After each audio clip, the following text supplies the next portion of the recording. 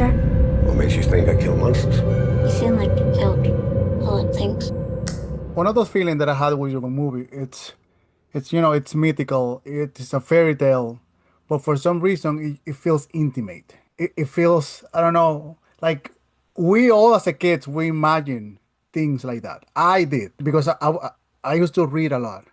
So my mind always was wandering on things that happens to me. Like not just under my bed, it's just like things that happen. And I wonder, what was that mentality that you wanted to create something big but intimate? Because most of the movie also is basically like three, four locations. I think for me, as a first-time director, I wanted to make sure that the point of view of the movie was very clear and that there was something about selling that point of view that felt like it was kind of a tonal land grab of who are we seeing the stories through, whose eyes are we seeing this story through? And I wanted to make sure that we landed in Aurora's point of view and we felt her isolation and her loneliness. So a lot of the choices from the aspect ratio being like really wide and like tight eye lines were all about, intimacy. And I that was one of the things that I learned from Barry Sonnenfeld working with him on Pushing Daisies is a sense, even in wonderful, larger than life worlds, you have to feel what the characters are feeling, and so there were a little like kind of technical uh, hints and clues that he gave me watching him direct Pushing Daisies that I applied here. I can see your movie's reference behind you. So Oh yeah, I can there's tell. a lot. I can We've got tell. like But but there's some over there too. There's like all the like Battlestar Galactica and Black Hole and aliens, you have The Buckhorn. Shining. Yes, yes. I love horror, science fiction and fantasy. I think one of the things that's wonderful about those genres is that they're not locked into reality in such a strict way. And I remember as a kid playing t-ball, and I was in a pickle, which, somebody has. They're throwing the ball back and forth between first base and second base. So I just ran out into the field and I was like, catch me. And I got called out and it made me so mad because I was like, if they don't touch me with the ball, that should be it. I shouldn't be restrained by what I can do in these circumstances. And I kind of feel the same way about storytelling. For me, adding to what you just mentioned, about the whole connection with horror and why those stories is not just to scare. I love in your film that you use kind of horror when the monster, when the bunny comes to the first time under the bed and everything. It's just so beautiful. I didn't know if you use any CGI, but it felt like you went old fashioned. But I love the connection the horror movie has with kids because for me it's a mix of innocence and this horror feeling. And I wonder for you, what is that connection between children and the genre? Well, I think it goes back to so many gateway horror stories. Probably the first of which that I was conscious about was Wizard of Oz, that has so many horror elements in it, and also most of the Disney fairy tales are horror movies with horrible things happening to them, and characters transforming into donkeys and wicked witches and evil curses. So I think without knowing it or acknowledging it socially, the first stories that we tell children are horror stories, and whether that's Grimm's fairy tales or the Goonies or E.T., there are elements of horror in all of these dynamics because it's, as children, everything is life or death. Like when we feel danger, we don't know, we can't tell the difference between something that is going to kill us or something that's just going to walk by in the night. Like both of those hold the same weight in our imaginations. And I was trying to recreate that experience for not only the adults in the audience to kind of like take you back to being afraid of what's under the bed and but also to uh, give a new mythology, or nothing's new anymore, but a sense of a classic story, I guess. I really wanted it to be a classic, timeless story, and there were things that we cut out of the movie that kind of modernized it. There was like a line or two that I was like, that feels modern. So let's remove those things because if people watch this in 10 years, they won't, recall what was happening in the mid, 2020s. I had the feeling that if I'm honest, there's a wonderful movie called Little Princess, directed by Yes, Alfonso yes, Cuarón, and I yes. felt that I was watching the kind of sequel of this film, and I wonder what was the tone that you wanted to put in the film because I felt that I was watching some kind of the same universe of Little Princess. I'm so glad that you brought that up because Little Princess was a touchstone for this movie. And I remember seeing that and seeing such a simple tale of this little girl. But it was so magically told because it's Alfonso Cuarón, and who still has the best Harry Potter movie. I agree. The Azkaban, the Prisoner of Azkaban. It's dripping with imagination. Everything is a creative choice. And he holds a very high bar for me as a modern fairy tale storyteller. Alfonso Cuarón, Guillermo del Toro, a lot of these filmmakers are telling fairy tales that are reaching new audiences, but have a timelessness and a classic quality to them.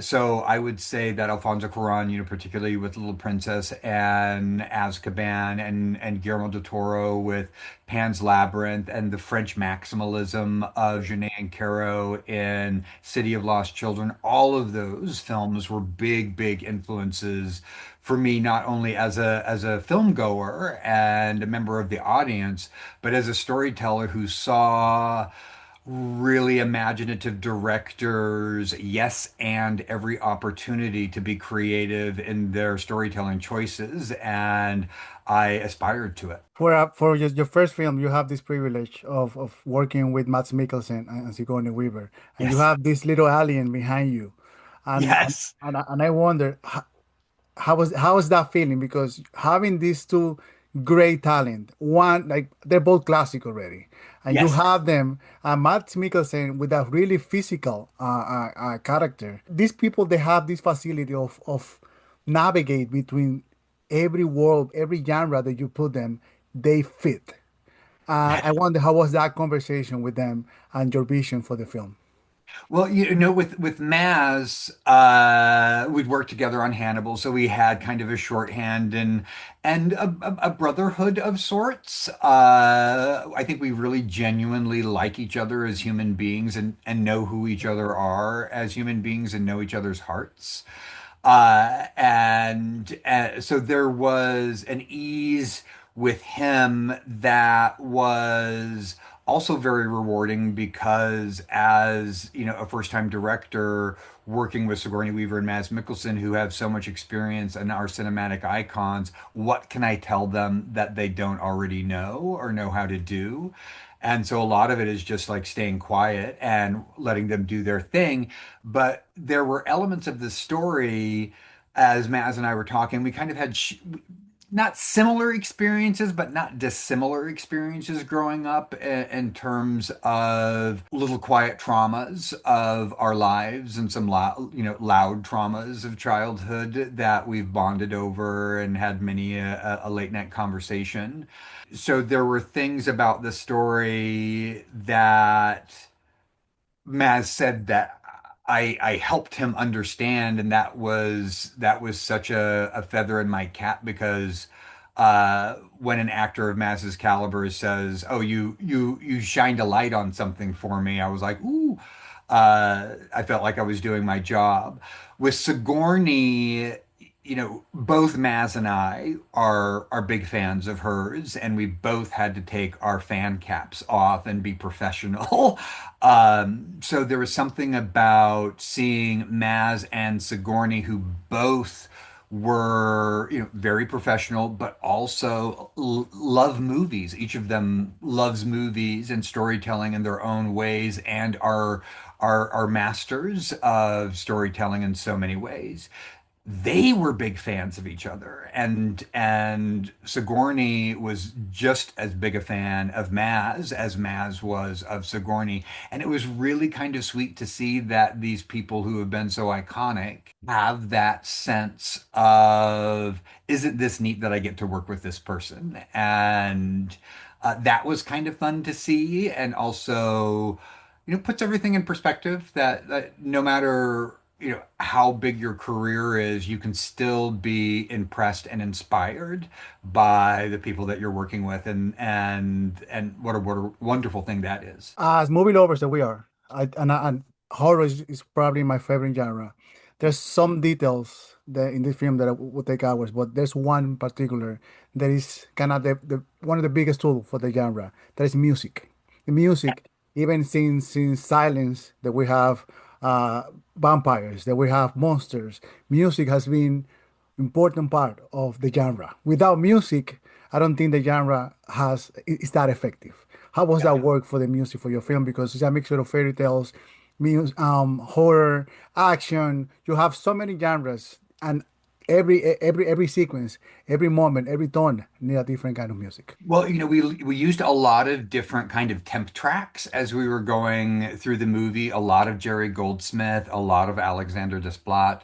I mostly listen to soundtracks. I'm sort of pop music ignorant in many ways because I'll just put my Apple Music on random, and everything that comes up is a soundtrack. And like, I listen to soundtrack albums while I write, and that's the soundtrack to a wonderful Icelandic movie called Lamb that I love, that has a I loved fantastic, it. I loved it. it's such a great movie, and a fantastic score. So for this movie, because it's such an amalgam of genres, we, with Isabel Summers, were looking for, like, what is our sound? What is sort of a classic horror sound? We talked a lot about Lalo Schifrin. We talked Mm. a lot about Franz Waxman. Oh. We talked a lot about Jerry Goldsmith, of course, and Alexander Desplat. But one of the things that, because it's so many different genres, all amalgamated into one, you'll see kind of those works in a blender of sorts. And I love the kind of taking of Pelham, 1, 2, 3, music that Isabel came up with for some of the police thriller or the Mm. shoot 'em up thriller elements, and also just settling on tangos because these characters were dancing around each other in so many different ways. There is a distinctive tango for Aurora and the neighbor, and there's a distinctive tango for Sigourney and Maz in their sequences.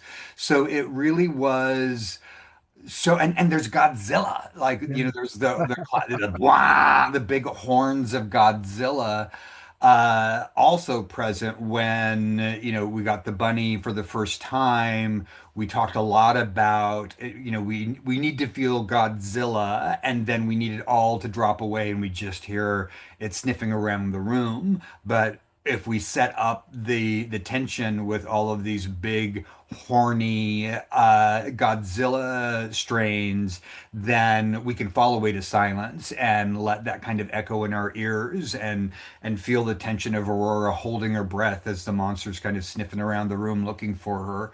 So it really was a lot of different kind of musical influences. And Isabel wasn't aware of a lot of these kind of classic horror score soundtrack. So it was kind of fun to give her a little bit of an education in the history of horror music because she comes at it from such a pure emotional reactionary way where she's leading with her sternum and following what the music in her heart is telling her to create, and just like putting some buttressing on that with some composers that she hadn't heard of before and got to discover for the first time. Brian, thank you so much for your time. Great movie, brother. Thank you, Congratulations. Ruben. Very nice chatting with you.